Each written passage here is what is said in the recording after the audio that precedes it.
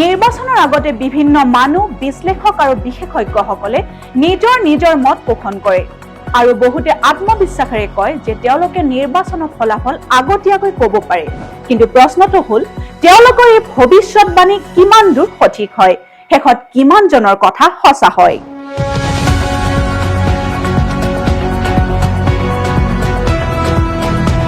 এইখিনিতে আহে এক বেলেগ ধৰণৰ চিন্তা, এক বেলেগ ধৰণৰ প্ৰদৰ্শন। যাদু সম্ৰাট বিক্ৰমৰ মেজিকেল প্ৰেডিকশ্যন, যি এটা এনেকুৱা চিন্তা য'ত নাই কোনো অনুমান, নাই কোনো পৰিস্থিতিৰ প্ৰভাৱ আৰু নাই কোনো পৰিৱৰ্তনৰ সুযোগো। এয়া কোনো দাবী নহয়, ই এক প্ৰমাণ। ডক্টৰ বিক্ৰমৰ মেজিকেল প্ৰেডিকশ্যন 100% শুদ্ধ আৰু সঠিক বুলি প্ৰমাণিত হৈ আহিছে।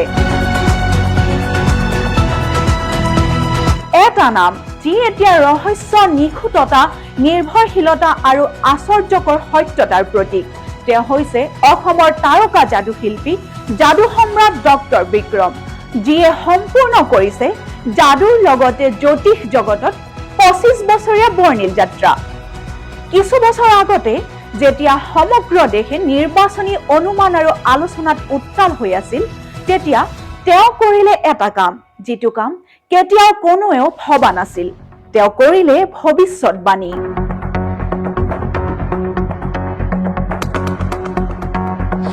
প্ৰথম, দ্বিতীয় আৰু তৃতীয়বাৰলৈও তেওঁ কৰিলে 100% সঠিক, সত্য আৰু শুদ্ধ ভৱিষ্যতবাণী।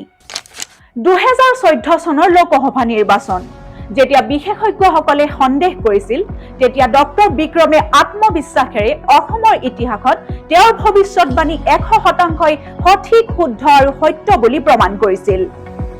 2019 চনৰ লোকসভা নিৰ্বাচন, চাপ বেছি, প্ৰতিযোগিতা কঠিন, তথাপিও যাদু সম্ৰাট ডক্টৰ বিক্ৰমে সকলোকে আচৰিত কৰি নিজৰ ভৱিষ্যতবাণী 100% সত্য বুলি প্ৰমাণ কৰিছিল। 2021 বিধানসভা নিৰ্বাচন, তৃতীয়বাৰলৈ চূড়ান্ত পৰীক্ষা, কিন্তু যাদু সম্ৰাট বিক্ৰমে সৃষ্টি কৰিলে হেট্ৰিক সফলতাৰ। 3টা নিৰ্বাচন, 3টা ভৱিষ্যতবাণী, তিনিওবাৰেই সম্পূৰ্ণ সঠিক। যাদু সম্ৰাট ডক্টৰ বিক্ৰমে প্ৰমাণ কৰিলে যে তেওঁৰ ভৱিষ্যতবাণী 100% শুদ্ধ, সঠিক আৰু সত্য।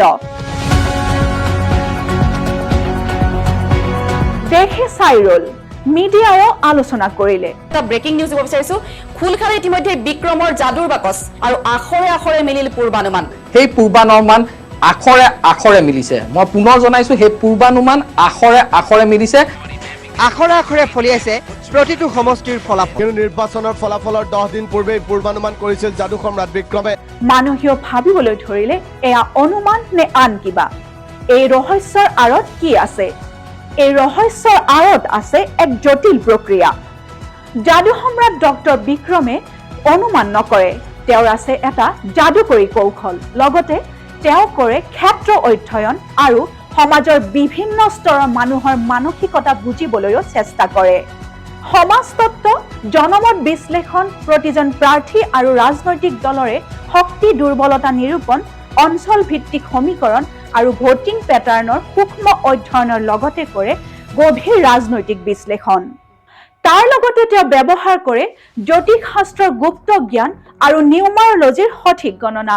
এই সকলোবোৰ সংমিশ্ৰণ কৰি তেওঁ তৈয়াৰ কৰে এটা শক্তিশালী, নিখুঁত আৰু 100% শুদ্ধ, সত্য আৰু সঠিক ভৱিষ্যতবাণী।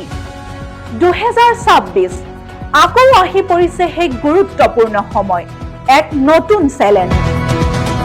অসমত পোন প্ৰথমবাৰৰ বাবে নিৰ্বাচন অনুষ্ঠিত হ'ব এটা পৰ্যায়ত, এটা দিনতে। কিন্তু ইয়াতেই শেষ নহয়। সমষ্টি পুনৰ নিৰ্ধাৰণৰ পিছত সলনি হ'ল পুৰণি ধাৰণা, পুৰণি গণনা। এতিয়া সমীকৰণ সম্পূৰ্ণ নতুন। এইবাৰ কেৱল ভৱিষ্যতবাণী নহয়, এইবাৰ অনিশ্চয়তাৰ লগত এক যুদ্ধ। যাদু সম্ৰাট ডক্টৰ বিক্ৰমৰ এই ভৱিষ্যতবাণী 100% সঠিক হ'বনে? তেওঁৰ এই 100% সত্য ভৱিষ্যতবাণীৰ ধাৰাটো অব্যাহত থাকিবনে? ভৱিষ্যতবাণী পুনৰ সাজু, কিন্তু সেই ভৱিষ্যতবাণী কিমান সত্য হ'ব, সেয়া হ'ব লক্ষণীয়।